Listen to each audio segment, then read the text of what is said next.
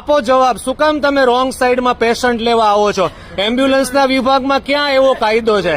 અને રહી વાત ઇમરજન્સી વ્હીકલની ને, તો થોડા કાયદાઓ જાણો અને પછી સોશિયલ મીડિયા પર આ બધા લાઈવ કરો, ડંફાસ મારો. સોશિયલ મીડિયા એક્ટિવિસ્ટ પિયુષ ધાનાણીનો એડવોકેટ મેહુલ બોગરાએ સોશિયલ મીડિયામાં ઉધડો લીધો છે. તેમણે કહ્યું છે, પહેલા નિયમો વાંચો પછી લાઈવ કરો. સમગ્ર ઘટના શું છે આવો જોઈએ વિડીયોમાં. તમારું આ વ્યક્તિ ઉમેશ નામની વ્યક્તિ છે, ખસી જાવ તો તમે અહીંયાથી. અને એની આ એમ્બ્યુલન્સ છે, આ અલખધણી એમ્બ્યુલન્સ લખ્યું છે માવતર મેલડી કૃપા GJ5CW0322. અને આ જે માણિયા હોસ્પિટલ છે, મોમ્સ IVF સેન્ટર અને કેન્સર સ્પેશિયાલિસ્ટની, ત્યાં વ્યક્તિ પેશન્ટ લેવા માટે રોંગ સાઈડમાં પૂર ઝડપે આવે છે. આપો જવાબ, શું કામ તમે રોંગ સાઈડમાં પેશન્ટ લેવા આવો છો? એમ્બ્યુલન્સના વિભાગમાં ક્યાં એવો કાયદો છે? અને કેટલી સ્પીડમાં હતી ગાડી તમારી? કેટલી સ્પીડમાં? એક પેશન્ટને બચાવવા માટે તમે બીજાને મારી નાખશો? એમની પણ શું? ના 30ની સ્પીડમાં હતી જ નહીં, ખોટું નહીં બોલતા. નહીં.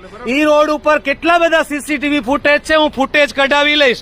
અને રોંગ સાઈડમાં શું કામ આવો છો? જવાબ આપો. તમારી પાસે નહીં. શું કામ આવો છો? આજે શું કામ આવ્યા તમે રોંગ સાઈડમાં? અને તમને અટકાવવા માટે મેં મારી એક્ટિવા ગાડી વચ્ચે આંતરી, છતાંય તમે બ્રેક નથી મારી. કેમ? તમારે મને મારી નાખવો છે? અને હું રોંગ સાઈડમાં હતો તો તમારે ઉભી રાખવી જોઈએ ને ગાડી. એમની શું કામ? તમે એમ્બ્યુલન્સ ચલાવો છો, તમને કોણે ઓથોરિટી કોણે આપી? શું કામ પણ રોંગ સાઈડમાં જાઓ છો? શું કામ? હા બોલો. પણ તો રોંગ સાઈડમાં જઈને બચાવવા છે તમારે.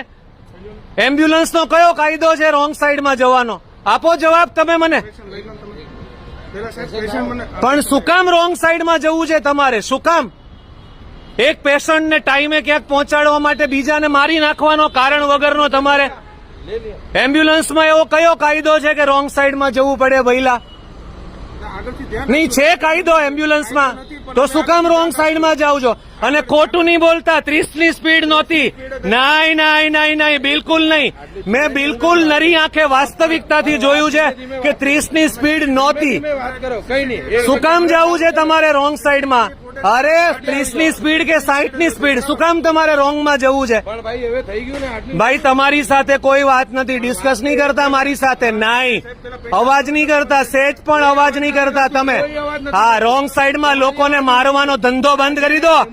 ના, અરે ગમે તે ઇમરજન્સી હોય એટલે કોઈને મારી નાખવાના, ઇમરજન્સી હોય એટલે નીકળી પડો છો. એમ્બ્યુલન્સની તમને લાઇટ મળી ગઈ એટલે હું માથે ચડાવી દેવાની, કોઈ પણ નહીં. એવી જ વાત છે. માથે ચડાવતા રહી ગયો, તારો હું કાંદો કાઢી લેવાનો પછી માથે ચડાવી દે એટલે? આ વિડીયો બનાવીને શું કરવાનું? એમ્બ્યુલન્સના નામે કોઈ પણ વ્યક્તિ રોંગ સાઈડમાં જાય ક્યારે એલાઉડ નથી અને નહીં જવા દેવાના. એમ્બ્યુલન્સના દસ્તાવેજમાં કે એમ્બ્યુલન્સના નિયમમાં કોઈ કાયદો નથી રોંગ સાઈડમાં જવાનો. અને આવો કાયદો હોય તો એ કાયદાનો પણ વિરોધ થવો જોઈએ. એક પેશન્ટ કોઈ પણ કારણથી બીમાર છે એટલે કોઈ સાજા માણસને રોંગ સાઈડમાં ઠોકીને આગળ જવાનું, એવી આ વાત થઈ. એવી કોણે એમ્બ્યુલન્સ વાળાને ઓથોરિટી આપીશ? આ માણસ બિલકુલ સ્પીડમાં હતો અને એક્ટિવા જેવી ગાડીથી મેં એને આંતર્યો, છતાં એને બ્રેક નથી મારી અને રોંગ સાઈડમાં આ PP માણિયા હોસ્પિટલ જે છે ને એમાં એ પેશન્ટ લેવા માટે આવ્યો છે અને સ્વીકારતો નથી ને પાછો એમ કહે છે કે મારી 30ની સ્પીડ હતી. અરે શેની 30ની સ્પીડ હતી ભઈલા? રોંગ સાઈડમાં જવું અને ફિલોસોફી ઠોકવાની. વરાછાની અંદર રોંગ સાઈડ બાબતે એક સોશિયલ મીડિયા ઉપર ઘમાસાન ચાલે છે. આજે એક એમ્બ્યુલન્સ બાબતમાં વિડીયો જોયો ને ત્યારે મને એવું લાગ્યું, આવશ્યક લાગ્યું કે મારે આ બાબતે કંઈક તો કહેવું જોઈએ. સ્ટેશન સુધી જવા માટે વરાછામાં સરથાણાથી સ્ટેશન સુધી જવા માટે મુખ્ય 2 રોડ હતા. એક LH રોડ, લંબે હનુમાન રોડ અને એક વરાછા રોડ. લંબે હનુમાન રોડ મેટ્રોની કામગીરીને લીધે સંપૂર્ણપણે બંધ છે, જેના લીધે મોટા ભાગનો ટ્રાફિક રસ એ વરાછા રોડ ઉપર રહી છે. અને વરાછા રોડમાં આ મેટ્રોની કામગીરીને લીધે લોકોને રોંગ સાઈડમાં ચલાવવું ને એ મજબૂરી છે. કારણ કે પ્રશાસન છે એ સવારમાં 7-7:30 વાગે જયારે હીરાઘસુ નીકળે અહીંયાથી વરાછા રોડથી, ત્યારે પ્રશાસનના કોઈ પણ વ્યક્તિ ટ્રાફિક મેનેજમેન્ટ માટે હોતા નથી. જો એ વ્યક્તિ ટ્રાફિકને અનુલક્ષીને ચાલશે ને તો 7 વાગે રત્ન કલાકાર છે નીકળે ને એ 10 વાગે પોતાના કારખાને નહીં પહોંચે. અને એનો કેટલો પગાર કપાય ને એ બિચારાને જ ખબર હોય. એટલે આ ટેન્ટેટિવ અને ટેમ્પરરી મુદ્દો છે. આમાં મેટ્રો એકવાર બની જશે ને પછી સિગ્નલ બેઝ પર જ વરાછા ચાલશે એની હું તમને ખાતરી આપું છું. એટલે ખાલી ખોટા એક ટેમ્પરરી અને ટેન્ટેટિવ મુદ્દાને એટલો બધો ઘમાસાન કરવાની એ બાબતે જરૂર નથી પડતી. અને રહી વાત ઇમરજન્સી વ્હીકલની ને, તો થોડા કાયદાઓ જાણો અને પછી સોશિયલ મીડિયા પર આ બધા લાઈવ કરો, ડંફાસ મારો.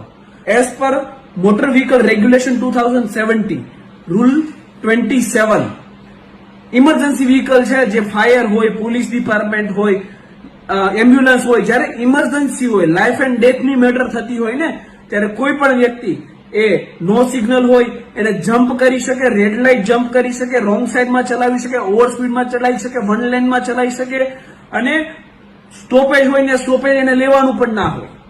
એટલે એટલી ઓથોરિટી રૂલ 27 માં મળે છે. એટલે પેલા કાયદા જાણો, પછી બધી જીકમ જીક કરો. અને ઇમરજન્સી વ્હીકલને તમે ઓબ્સ્ટ્રક્ટ કરો ને તો એ મોટર વ્હીકલ એક્ટની 194E મુજબ ગુનો બને છે, જેમાં 6 મહિના સુધીની સજા અને 10,000 રૂપિયા સુધીનો દંડ આની જોગવાઈ છે. એટલે કાયદા જાણો અને પછી બધા લાઈવ કરો. લોકોને ગેરમાર્ગે ના દોરો, પોતે પેલા જાગૃત થાઓ, પછી લોકોને જાગૃત કરો. અને જે ટેમ્પરરી અને ટેન્ટેટિવ મુદ્દા છે ને એ મુદ્દા બાબતે તમે પેલા સિસ્ટમ સામે લડો, પછી જાહેર જનતા સાથે લડો. એવી મારી નમ્ર અપીલ છે. એક અપીલ છે કે આ મુદ્દાને વિરામ આપો, કારણ કે આ મુદ્દામાં કોઈ લોજિક નથી, કોઈ સેન્સ નથી. ખાલી ખોટી ઝઘડવાનું બંધ કરો. વરાછા રોડ એકવાર મેટ્રો બની જવા દો. વરાછાની જેટલી જાગૃત પબ્લિક દુનિયામાં કોઈ જગ્યાએ નહીં મળે, બરાબર? એટલે વરાછાની પબ્લિકને શું કરવું શું ના કરવું એ સમજાવવાની જરૂર નથી. ધન્યવાદ. જય હિન્દ.